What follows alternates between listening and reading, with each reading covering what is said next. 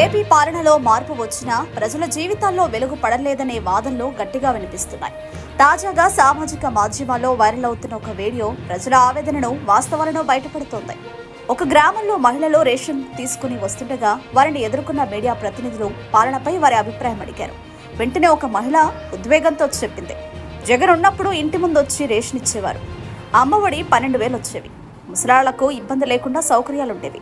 ఇప్పుడు మేమే వెళ్లి భారం మోస్తూ బూటలతో తిరుగుతున్నాం. ముసలి వాళ్లకు బాగా కష్టమవుతుంది అంటూ వాపోయింది. మరొక మహిళ మాట్లాడుతూ, ఇప్పుడు కూటమి ప్రభుత్వం వచ్చింది, చంద్రబాబు వచ్చారు, కానీ అమ్మఒడి లేదు, నాన్నకు ఇల్లు అన్నారు, కానీ ఇవ్వలేదు. మేం మోసపోయాం, జగన్ బెస్ట్, కనీసం దయతో చూసేవాడు అంటూ బాధతో స్పందించింది. ఈ వ్యాఖ్యలు ఇప్పుడు సోషల్ మీడియాను కుదిపేస్తున్నాయి. మళ్లీ ప్రజల నుదిటిపై ఏ ముఖ్యమంత్రి నిలిచాడన్న దానికన్నా ప్రజల గుండెకు దగ్గరైన నాయకుడు ఎవరు అన్న విషయమై చర్చ మొదలైంది. ఈ వీడియోతో ప్రజల్లో భావావేశం స్పష్టంగా కనిపిస్తోంది. పేదవారికి పథకాలు ఆపడం లేదా పునఃస్థాపించకపోవడం ప్రజల్లో అసంతృప్తికి దారితీసినట్టు తెలుస్తోంది.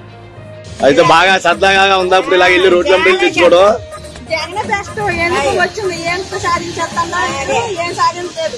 అమ్మవాడికేమో ఎంత కోట చెప్తాడు, అది అమ్మవాడు వేస్తాడో తెలియదు, ఎందుకు తెలియదు. జగన్ ఇంకాడు అమ్మకు పెళ్లి చేస్తాం బాగు తిరిగి కడితే మన అన్నడే మొత్తానికేమో ఓట్లు మూయిస్తాండి. అమ్మకు పెళ్లి చేస్తాం బాగు తిరిగి కడితే మన అన్నడే మొత్తానికేమో ఓట్లు మూయిస్తాండి. జగన్ బెస్ట్. అన్ని వేస్తాడు, అన్ని ఇంట్లో కాదు వేరే బాగా ప్రజలు గోలు తీర్చేని బాగుంటుంది.